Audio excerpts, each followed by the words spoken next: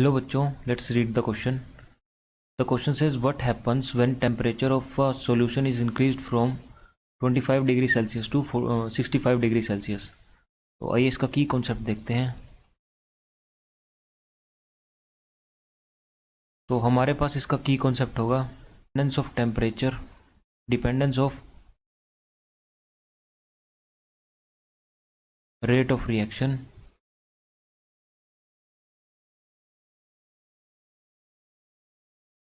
On temperature.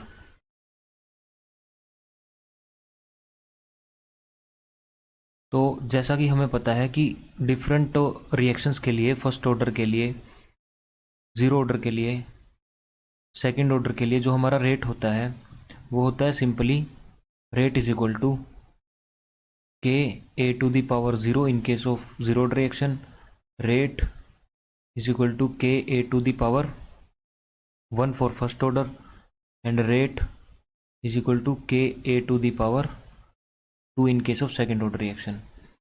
तो हमारे पास ये होता है, यानी जो हमारा रेट डिपेंड करता है वो के पे डिपेंड करता है या फिर कंसंट्रेशन पे डिपेंड करता है, डिपेंडिंग अपॉन हमारे पास कौन सी रिएक्शन है।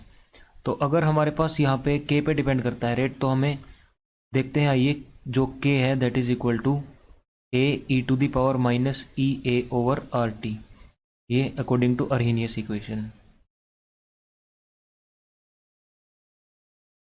तो अकॉर्डिंग टू अर्हीनियस इक्वेशन हमारे पास ये होता है।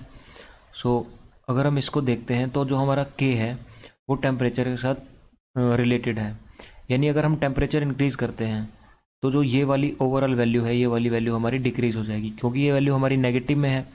तो नेगेटिव अगर वैल्यू का मैग्नीट्यूड कम होता है, it means that value is apparently increasing. तो हमारा टेम्परेचर राइज करने पे जो हमारा के है वो बढ़ेगा, और अगर हमारा के बढ़ेगा तो हमारा डायरेक्टली जो रेट है वो इम्पैक्ट होगा के से, तो रेट भी बढ़ेगा।